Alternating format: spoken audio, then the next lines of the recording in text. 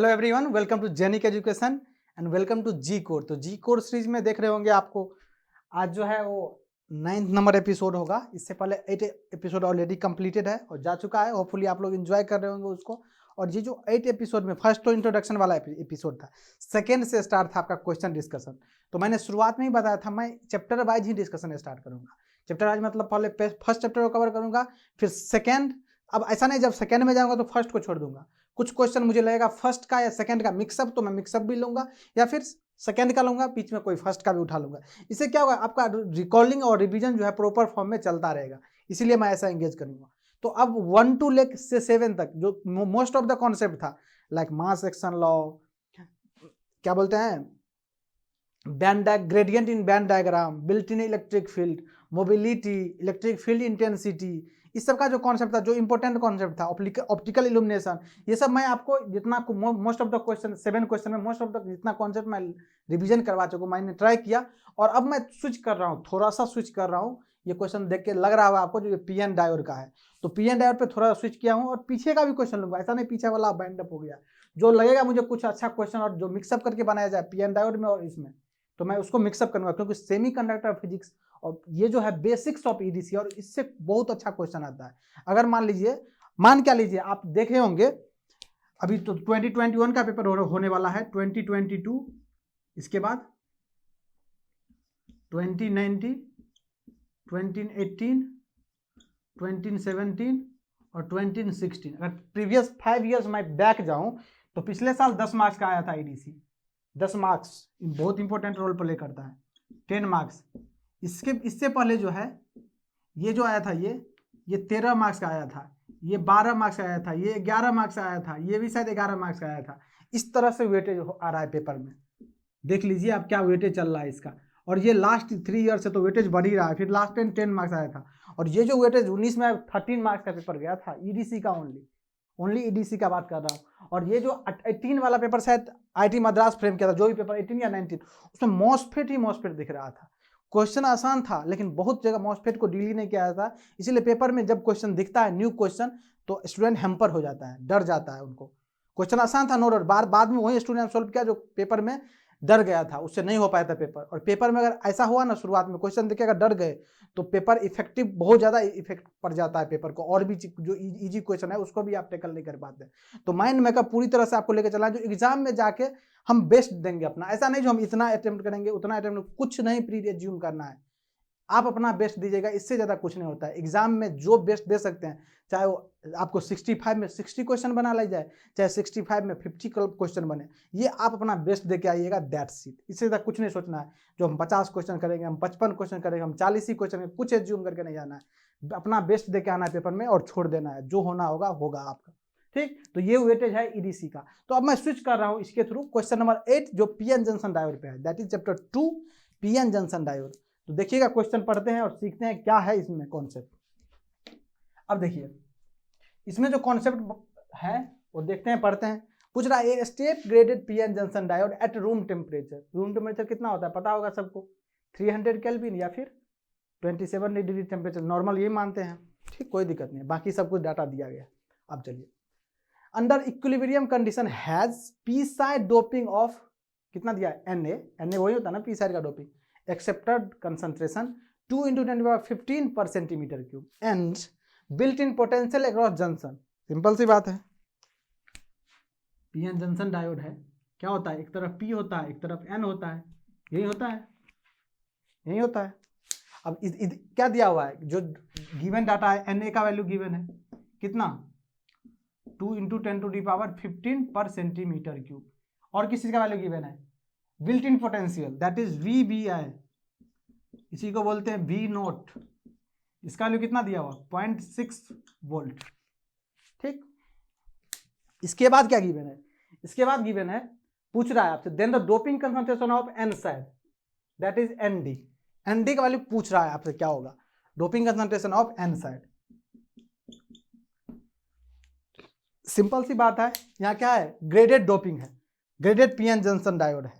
तो क्या हो रहा है, दोनों तरफ डोपिंग क्या, पी साइड एन साइड दोनों तरफ क्या जा रहा होगा, तभी तो अब एन साइड में क्या है उसका पता है मुझे, सॉरी पी साइड में कितना किया गया वो पता है मुझे, एन साइड में कितना किया जाना चाहिए ये मुझसे पूछ रहा है।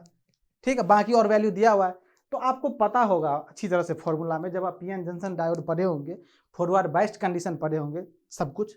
मैं उसका वर्किंग नहीं बताने जा रहा हूँ, मैं एक क्वेश्चन लेके आऊँगा वर्किंग पे, लेकिन अभी जो क्वेश्चन है उस पर मैं बात कर रहा हूँ।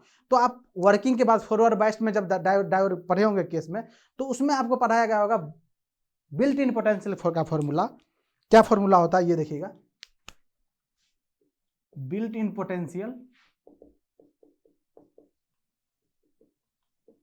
वी नोट या वी वी आई, दोनों चीज लिखते हैं।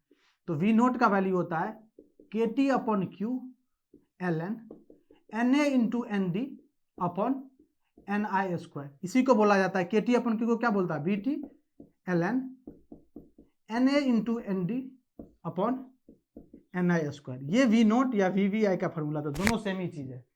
क्या सर, वी नोट और वी वी आई, बस आप देखिए सबका वैल्यू पता है, पुट कर दीजिए इसमें, आंसर गेट कर लीजिए। कैसे सर, ये देखिए वी वी आई पता है मुझे, कितना दिया हुआ है 0.6 वोल्ट, पुट कर दीजिए 0.6 volt equal to V T का वैल्यू कितना आता है, टेम्परेचर पर दिया हुआ है 26 मिली वोल्ट, मीन्स 0.026 इंटू नहीं L N, L N N A का वैल्यू पता है कितना 2 इंटू 10⁻15, एन डी का वैल्यू मुझे नहीं पता, अपॉन एन आई का वैल्यू पता है कितना, एन आई कितना 1.5 इंटू 10⁻10 पर सेंटीमीटर क्यूब, तो कितना हो जाएगा 2.25 इंटू 10⁻, कितना 20 हो जाएगा। यही तो हो जाएगा ना जब इसका स्क्वायर करेंगे, क्योंकि एन आई स्क्वायर है।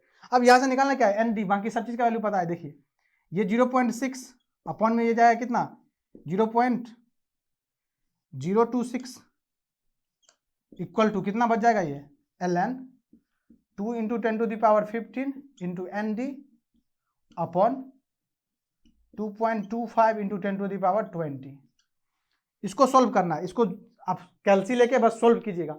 और अभी से मैं बोल रहा हूँ, एक बार फिर से आपको रिमाइंड करवा रहा हूँ, आप जितना भी चीज़ प्रैक्टिस कीजिएगा किस पे कीजिएगा, गेट का जो कैलसी है मोबाइल में इंस्टॉल कर लीजिए, आपको दिख रहा होगा इस तरह का कैलसी दिखेगा, खुलेगा ये देखिए, आपको पता भी होगा ये इस तरह का कैलसी, और इसी पे सारा चीज़ प्रैक्टिस करना है। अभी देखिए मैं करके देखता हूँ कितना आ रहा है आंसर।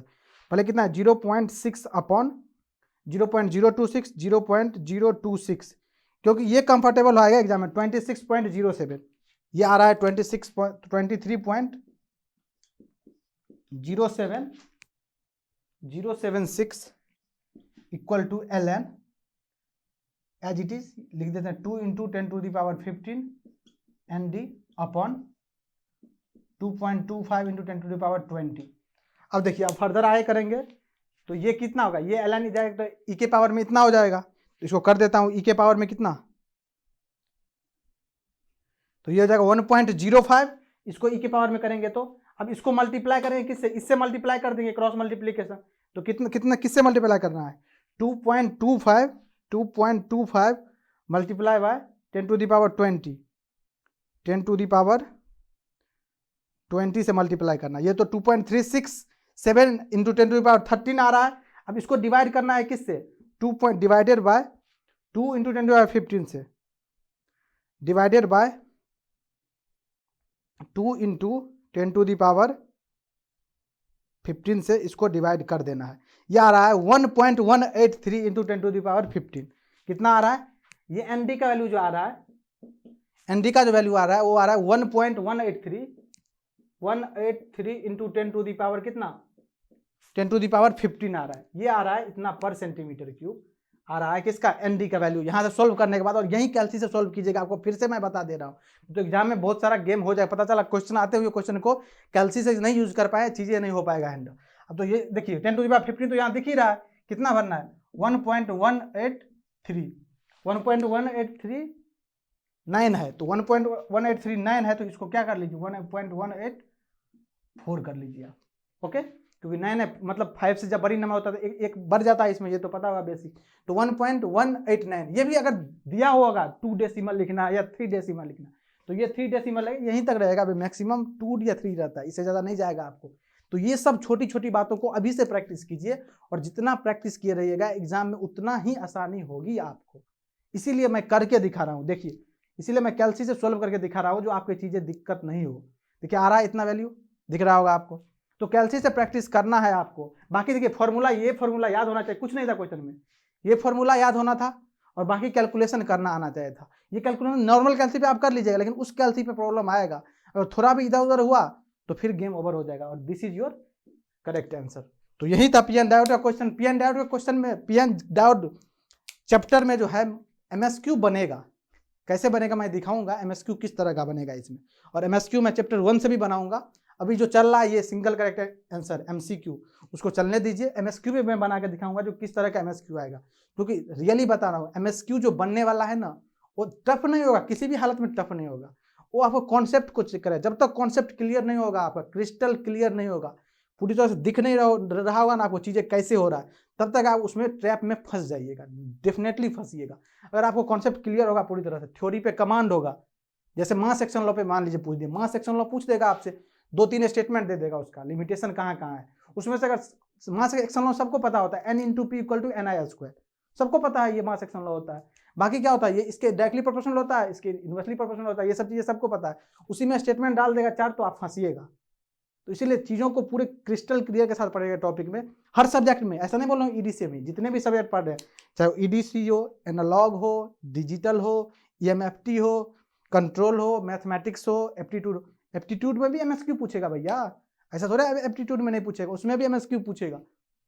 और टेस्ट सीरीज में आपको पता चल रहा होगा जो किस तरह का एमएसक्यू आएगा उसमें, तो एप्टीट्यूड में भी एमएसक्यू पूछेगा। तो एप्टीट्यूड को आसान में नहीं लेना है, उसको इग्नोर नहीं करना है, उसको भी लेना है, क्योंकि वो भी जान बचाएगा आपका। ठीक, तो होपफुली आप लोगों का जो प्रिपरेशन लेवल है वो सुपर फॉर्म में चल रहा होगा। और अब नहीं, अब कभी भी एनर्जी लो हो तो नहीं होने देना है, बस उस दिन को याद करना है जो आपने क्या सोच के प्रिपरेशन स्टार्ट किया था, बस उस मोमेंट को याद कीजिएगा जब आप स्टार्ट किए थे ये प्रिपरेशन। ये नहीं जो सर नेक्स्ट ईयर कर लेंगे, कुछ नहीं, आपने इस ईयर के लिए ठाना था और आपने बोला था जो हम इस ईयर कुछ करके दिखाएंगे, बस उस चीज़ को सोचिएगा जहाँ से आप स्टार्ट किए थे, और उस पॉइंट को जब याद कीजिएगा ना तो अपने आप मोटिवेट हो जाइएगा और फिर से स्टडी स्टार्ट कर दीजिएगा। और करना है आपको, डेफिनेटली करना है, तो फिर जुड़े रहिए जेनी के साथ। ये जो जा रहा है जी कोर, जीएस कोर, G28 आप लोग एंजॉय कर ही रहे होंगे, और ये चलता रहेगा ऐसे ही, और आप लोग का रिवीजन हम प्रॉपर वे में इंगेज करते रहेंगे।